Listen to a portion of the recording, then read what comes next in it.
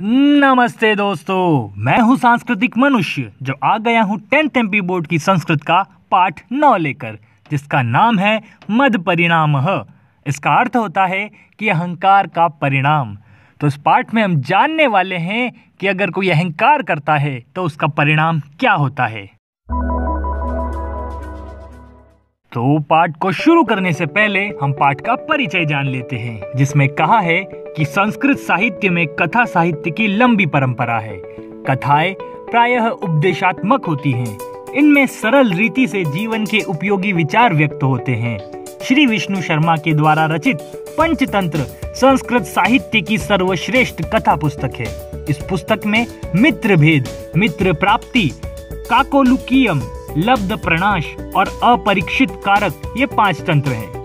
मद परिणाम यह कथा लब्ध प्रणाश तंत्र से संकलित है। इस पाठ में अहंकार के कारण अच्छे उपदेश के तिरस्कार का दुष्परिणाम कथा रूप में वर्णित है। तो चलिए पाठ की कथा की ओर बढ़ते हैं। किसी नगर में उज्ज्वलक नामक रथ बनाने वाला बढ़ई रहता था। उसने बहुत अधिक गरीबी से परेशान होकर विचार किया, हाय, हमारे घर की दरिद्रता को धिक्कार है, क्योंकि सभी मनुष्य अपने काम में खुशहाल हैं। हमारा काम इस नगर में नहीं चल सकता। सब लोगों के प्राचीन 4 मंजिले घर हैं और मेरा नहीं है, फिर मेरी इस बढ़ईगिरी से क्या लाभ। यह सोचकर वह अपने देश से निकल पड़ा। जब किसी वन में पहुंचा, तब गुफा के आकार के घने जंगल के बीच में शाम के समय अपने झुंड से बिछड़ी हुई प्रसव वेदना से पीड़ित उसने एक ऊँटनी देखी। तब वह बच्चे सहित ऊँटनी को लेकर अपने घर की तरफ चल दिया तथा घर पहुंचकर रस्सी से ऊँटनी को बांध दिया। इसके बाद तेज कुल्हाड़ी लेकर उसके लिए पत्ते लाने को पर्वत के पास गया। वहां से बहुत से नए कोमल पत्ते काटकर सिर पर लगकर लाया और उसके सामने डाल दिए।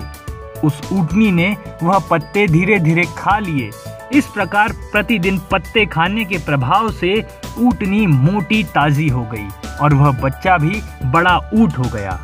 उसके बाद वह रथकार भी प्रतिदिन ऊँटनी का दूध पाकर अपना कुटुंब पालने लगा। रथकार ने प्रिय होने के कारण ऊँट के गले में बड़ा भारी घंटा बांध दिया।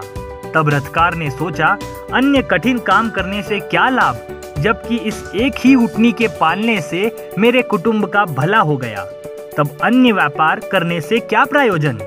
यह सोच और घर आकर उसने अपनी पत्नी से कहा, प्रिय, यह व्यापार बहुत अच्छा है।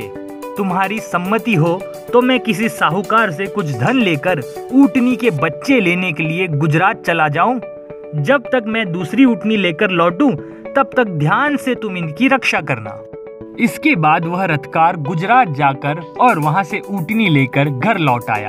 उसने ऐसा प्रयत्न किया कि उसके पास बहुत से ऊँट और बच्चे इकट्ठा हो गए। तब उसने ऊँटों का झुंड बनाकर एक रखवाला रख दिया। उसे वेतन के रूप में साल में एक ऊँट का बच्चा दे देता था और साथ ही रोज दूध भी दिया करता था। इस प्रकार वह रथकार सदा ऊँटनी और उसके बच्चों का व्यापार करता तथा आराम से रहने लगा। वे ऊँट अपने रहने के स्थान के समीपवर्ती वन में चरने के लिए जाया करते और कोमल लताएं इच्छा अनुसार खाकर और बड़े सरोवर में पानी पीकर शाम के समय धीरे धीरे खेलते कूदते आया करते थे। परंतु सबसे पहला ऊँट जवानी के गर्व से दूसरे ऊँटों से मिलता जुलता भी नहीं था। तब उन ऊँटों ने कहा कि यह ऊँट बड़ा ही दुर्बुद्धि है, जो झुंड से अलग होकर पीछे रहकर घंटी बजाता हुआ आता है। यदि किसी दुष्ट प्राणी की दृष्टि में पड़ गया तो निश्चय ही मरेगा।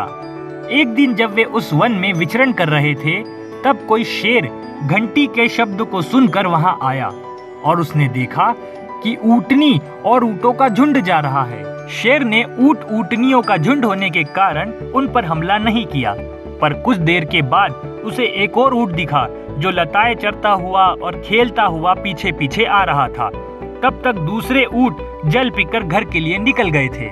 जब उस जवान ऊँट ने जंगल से निकलकर इधर उधर देखा, तब उसे रास्ता समझ में न आया। अपने झुंड से बिछड़कर वह घंटी को जोर जोर से बजाने लगा। जब वह कुछ दूर पहुंचा, तब उसकी घंटी की आवाज सुनकर शेर आगे जाकर आक्रमण के लिए तैयार हो गया। उसके बाद जब वह ऊंट पास आया तब शेर ने छलांग लगाकर उसकी गर्दन पकड़ ली और उस ऊंट को मार डाला। इसीलिए कहा गया है कि जो प्राणी मूर्खता के कारण सज्जनों के बताए हुए वचनों का तिरस्कार करता है, उनके अनुसार कार्य नहीं करता है, वही प्राणी शेर से ऊंट के बच्चे के समान शीघ्र नाश को प्राप्त हो जाता है।